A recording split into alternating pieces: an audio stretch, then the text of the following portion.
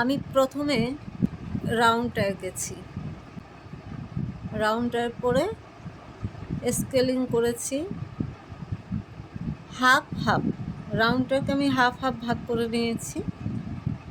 এরপর আমি পাহাড় এঁকেছি, 3টে পাহাড় এঁকেছি।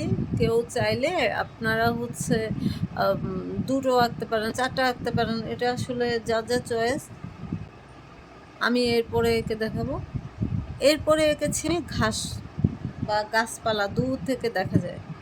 তো চাইলে আগে গাছপালা ঘাসগুলো আঁকতে পারেন, আবার চাইলে পাহাড় আঁকতে পারেন, তবে যে যেভাবে সুবিধা হয়। আমি আজকে প্রথমে পাহাড় এঁকেছি, তারপর ঘাস এঁকেছি।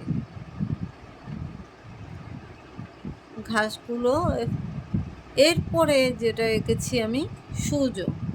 ঠিক আছে, সূর্যটাকে আমি এঁকেছি। সূর্যের 3টা পাহাড় দিলে চেষ্টা করবেন বাম পাশে দুটো পাহাড়ের মাঝখানে রাখতে, আর দুটো পাহাড় দিলে তো দুটো পাহাড়ের মাঝখানেই চলে আসবে। এরপরে আমি সূর্যের রশ্মি এঁকেছি। তারপর আমি পুরো আকাশটিকে নীল করে নিয়েছি। এরপরে মেঘের যে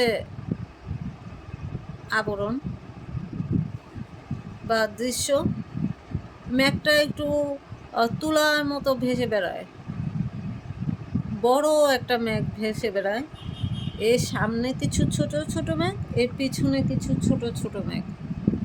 তো আমি সামনে 3টা, প্রথমে বড়, আর একটু ছোট, এরপরে ছোট, পিছনে 2টো মেঘ দিয়ে দিলাম।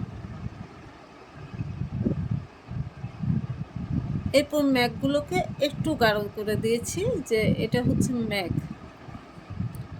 এরপরে যে আসলাম পাহাড়ের যে দূর থেকে কিছু এবড়ো থেবড়ো বুঝে যায়, গাছপালা আছে, ঘাস আছে, বা একেবারে মাটির পাহাড়, এবড়ো থেবড়ো বুঝিয়েছি। তারপরে আসছি আমি সমুদ্রের, যে এক পাশে সমুদ্র এক পাশে সৈকত, এটা ভাগ করে নিয়েছি। এরপর আমি স্টেপ বাই স্টেপ সমুদ্রে পানি দিয়েছি।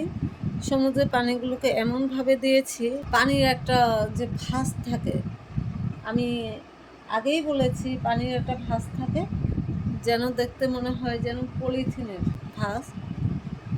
এরপরে আমার আসছে বালি। বালিটাকে আমি প্রথমে পেন্সিল দিয়ে ড্রয়িং করে নিয়েছি, তবে অবশ্যই পানির মতো করা যাবে না। আমি আমার লাইফে দেখিয়ে দিয়েছি, আপনারা আবার দেখে নিতে পারেন। বালিটাকে আমি এইভাবে ড্রয়িং করে নিয়েছি, নিয়ে লাস্ট আমি পানি হাত দিয়ে একটু ঘুরিয়ে করে নিয়েছি। এই তো আমার হয়ে গেল পাহাড় সমুদ্র মিলিয়ে প্রাকৃতিক দৃশ্য। আগামীকাল আবার আপনাদের মাঝে সুন্দর সুন্দর ভিডিও নিয়ে আসবো।